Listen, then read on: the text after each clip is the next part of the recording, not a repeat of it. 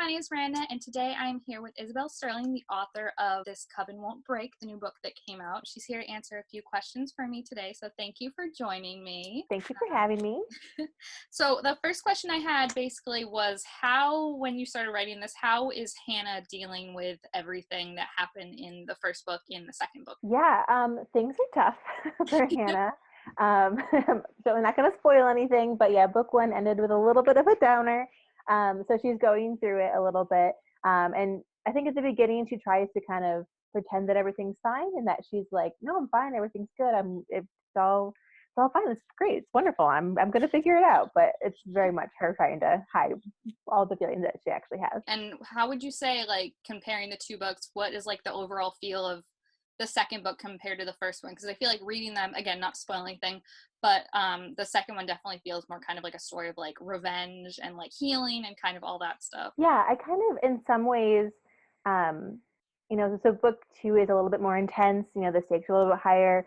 Hannah, in a lot of ways, has sort of come into her own more than she was in the first book, and she's very much like, these people, deserve to be punished for what they did to me, but how do I then punish them without turning into a bad guy myself?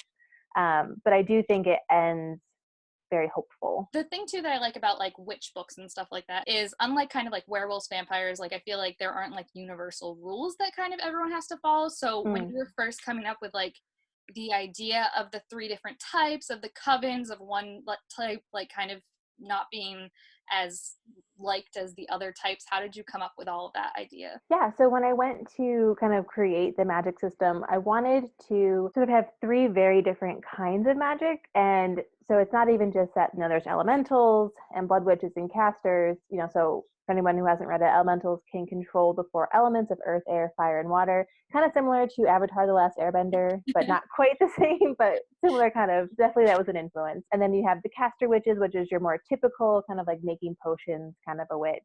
And then the blood witches can control their own blood and body, so they can heal faster, they're stronger. They can also control other people's blood, which makes them a little bit creepy. So besides just that, it's also kind of the way I look at them, and maybe it's not super prevalent in the books themselves, but the way I kind of conceived it was elementals are very emotional.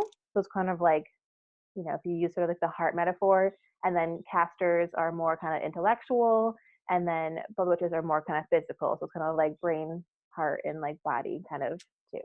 Oh, I like that, because I feel like you definitely realize like Hannah, especially in book two, when she's having like kind of trouble reaching the elements, like you can see a lot of like the connection between like not letting yourself feel things and why her powers are, why she's kind of struggling with that. So I like that. I feel like that makes sense, because I feel like if I was a witch and like I was having a bad day, like it would be raining, like just no holds bar or anything. Yep. Well, and I think part of like, if I ever, and there's no plans for this, so I don't want anybody to get like excited, but if I ever were to write, a book from a point of view of the different clans, like, how they approach their magic is very different, because kind of the way they access it is very different. Yeah, and I think we kind of got to see that with like the blood witches and stuff like that, how it's kind of like a very deep, like it's their body, like that's their magic. Two, one of the things that I love about this book too is the titles. How did you come up with like the titles for each book, and what's the significance of those? Yeah, so actually I'm personally pretty bad at coming up with titles. So thankfully my publisher, there's some really awesome, smart people who work there. And so they actually came up with the titles for These Witches Don't Burn and for This Coven Won't Break. I think I helped a little bit. We kind of bounced ideas around, but I think they were sort of the masterminds behind that. But for the prequel novella, This Spell Can't Last, that one was all me. So I'll take a little credit for that one. Going back to the three different types that you had mentioned, if you had to be one of the types, what do you think you would pick? Have you thought about that? Yeah, so I think if I could just pick, I think I would be an elemental, because I think that would be really, really cool. Because not only is it big and it's flashy, but it's also like the really little stuff. Like you can take a shower and literally be recharged, or you can have like your ice water will never get too warm, so you can just kind of keep it cool. But I think based on my personality, I would probably be more likely to be a caster, because I'm kind of like a nerd and I like to like learn things. So that'd be more kind of like caster.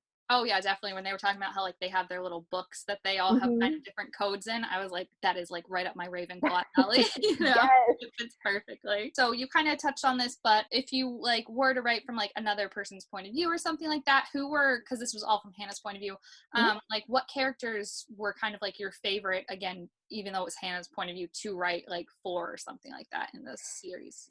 Yeah, so when I originally conceived of the series, I actually had planned for it to be 3 books, and it would have been Hannah's book, and then Morgan's book, and then I would have given Gemma a book. Oh, But that obviously did not happen that way, and I'm actually really happy with it being the duology. It ended up working out really well. But I really do like writing, Morgan and Gemma. I also really, really loved writing Alice, the Blood Witch who shows yes. up in book 2. She is so fun and so snarky, but I don't know if I could sustain her for a whole book. Because she's a little bit like smarter and cooler than I am, so it'd be a little bit hard. I had to like I had like an index card with all of her insults on it, so I could like keep track. Yeah, as soon as I saw she had pink hair, I was like, all right, she's automatically cooler than I ever have been in my life. Yes. Speaking of Morgan, too, one of the things that I think was really cool about not only like representing an LGBT relationship, but like we also got to see someone who it wasn't like their first LGBT relationship. Like Hannah had kind of already made, like she came out, and we got to see kind of like a breakup and trying to remain friends, which I think again is something that we don't always get to see since it's still not like the usual, unfortunately.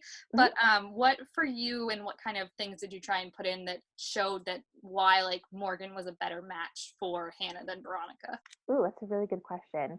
So I think so I'm going to back up a little bit and kind of answer a question I didn't quite ask, but I just want to talk about it a little bit.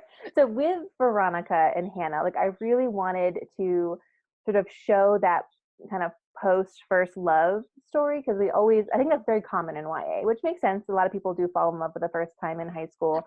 But for me, when I was in high school and then in college, when I had my first relationship, I didn't know how to break up with somebody.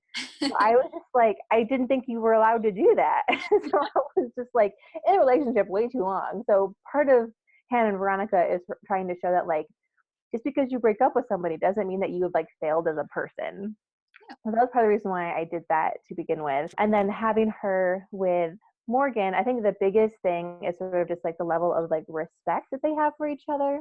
Whereas like Veronica, especially if anybody's read like the prequel that kind of shows their breakup story, Yeah. basically, she's very kind of, again, she's a teenager. So, she isn't fully matured yet, but she was very kind of selfish and didn't listen to Hannah, and was just like would kind of like push her and bug her until Hannah would give in and do the things she wanted her to do, which is not a great healthy relationship dynamic. So with Hannah and Morgan, I really wanted them to be very good at like communicating with each other and being there for each other. Yeah, and I think it really shows because they're just, oh, they're so cute, especially I in know. they're like I love them. literally like her anxiety rock or something like that. Yeah.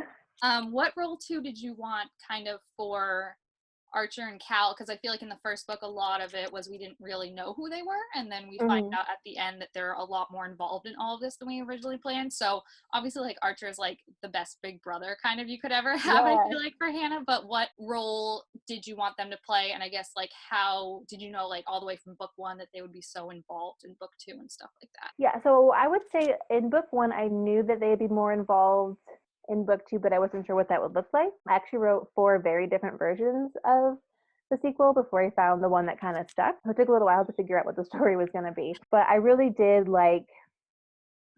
really wanting Archer to kind of not be that father figure, because he's not quite old enough to be a father figure, but kind of have a little bit of that like fatherly energy, that sort of like older kind of protective but helpful kind of male energy. And I think that worked really well with them. He really grew into that as I was writing. So I like that for him a lot. He makes me sad a little bit. I feel a little bad. Archer is the one, like, if they ever turn this into a movie or TV show, like, I feel like the Archer casting would be top notch. Yeah. And then Kale, I loved him so much in the first book, and so many readers also loved him a lot in the first book. So I really wanted to be able to, spend more time with him in book 2. Gemma, too, I feel like one of the cool things in the first book was that she found out that her best friend Mm-hmm. has these powers, and that's kind of a big taboo kind of thing in the witch community. So for her in the second book, what kind of role did you want her to play as like kind of, and there, it was even mentioned in the beginning too, where Hannah's kind of more nervous about using her magic and kind of shy about it now. Gemma is kind of trying to explore this alternate route and try and find like a way that maybe humans can kind of dig into their magic side a little bit. So how was that kind of foil for you? Yeah, no, I think that was really fun to play with. And I think also, I think that's very, at least true to like, I think how I would be in Gemma's situation, where like if I was, I always kind of joke that if I were to be in a book like Hannah's, like I would be the friend who doesn't have magic and then be like, are you kidding? Like you all have magic and I don't, come on. So I think part of Gemma's storyline is a little bit of thinking about like, well, what would, I do in that situation? And I would just try to find magic wherever I could. So Yep. I think her exploring that and as I was writing and revising, trying to find that right balance of where Hannah is a little bit like, I don't know how I feel about this, but I want to be supportive, but I don't know if I like it, but it's not really up to me not to like it. So kind of that back and forth, it was took a little bit of massaging to get quite right. Yeah, I feel like Hannah was really going through it this book, and there's just, I feel like, punch after punch kind of thing, but it was impressive how it all kind of wrapped together, how like these things that seemingly you were like, oh my gosh, like nothing's going right for them, you find out like there's a reason it's not, and like this person that you think is no one is actually someone that we know. It's really impressive. Like I'm trying not to spoil it, but like I was really, really impressed by it. So what kind of, because literally my mom, like right before I started this interview, was watching Bewitched, but what kind of like which TV shows did you watch? Did you watch any growing up or? Yeah, so I watched a little bit of the Sabrina that was out in the 90s and early 2000s. Yes, before she got creepy. Yeah, I have not really watched the new Sabrina yet because I watched an episode and I was just like, I don't know if this is quite what I want it to be. So I've put it off for now. I'm also a big scaredy baby, so it's hard for me to watch things. I feel that 100%. So did watch a little bit of Sabrina. I watched a ton of Charmed. And I'm loving the new reboot that's happening out right now. Oh, it's so good. And then I also was a big Buffy fan also. So I think those are probably the main ones. Yeah, my last question was anything you're working on next, if you can talk about it, or just anything you're doing now. I know we're all kind of in quarantine stuck, so. Yeah, so I actually just yesterday got to announce that my next book is coming out fall 2021, and it's going to be called The Coldest Touch. And it's a vampire story. So I'm very excited. That sounds awesome. That'll be when we can actually go out and see movies. Hopefully. Fingers crossed. Has it been kind of weird having a book come out like during this, not being able to go on like an actual tour and stuff? Yeah, I mean, I didn't have a ton planned, but I was supposed to in June go spend a week in Rhode Island with a couple of writer friends. So Jennifer Dugan, I was going to see Rory Powerwell's out there, and also Karen Strong, who writes middle grades. We were supposed to like go and have time in Rhode Island, which obviously is not happening. So that's a big bummer. But thankfully, people, things like the mail and stuff is starting to kind of get back to normal. So people are getting the book and talking about it, which is exciting. But it is still sad to not be able to like go to the store and visit the book. And I'm really hopeful that, in 18 months when my next book comes out, it'll be a little bit more normal. It's also been a little weird trying to write during all of this because I actually just finished the first draft of The Coldest Touch. And so trying to write that while I'm stuck home in quarantine, and there's like a scene where they're at a party and I'm like, in my head, I'm like, oh, there's so many people crammed together. They shouldn't be that close together. But I'm like, okay, in this book, there's no COVID-19, so it's okay. And I feel like it's hard to write, like, how do you write like a scary scene when like this is the world? You know what I mean? Like, right. Yeah, it's gonna be very interesting, I think, even going forward, because I think with The Coldest Touch, with this vampire book, I think it's gonna come out in a time where it's like going to be okay that I don't even deal with the fact that COVID happened. But I think going forward, I'm like, how do we then deal with talking about COVID in like books that are set kind of in our real world? Do we just sort of alternate reality where it didn't happen? I'm not sure what's going to happen when we go forward. Yeah, I've been thinking about that with TV shows too, that like so many aren't coming back, but I'm like, what's like Riverdale gonna do? You know, like right?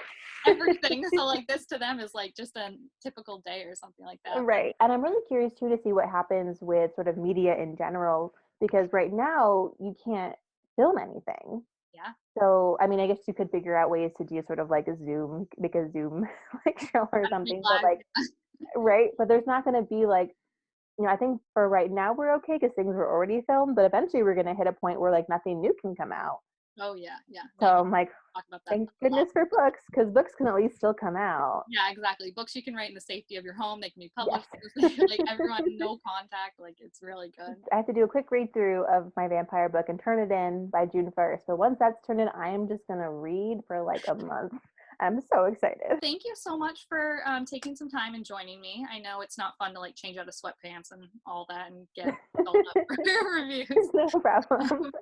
But thank you. Everyone make sure to check out the new book too. It is out. Even if we can't go to bookstores, you can find it out there, like order it and stuff like that. Thank you again for talking with me. And if you've read either of the books, leave your thoughts down below. Check out her social media, subscribe, all that fun jazz. And I will see you guys next time. Bye. Bye.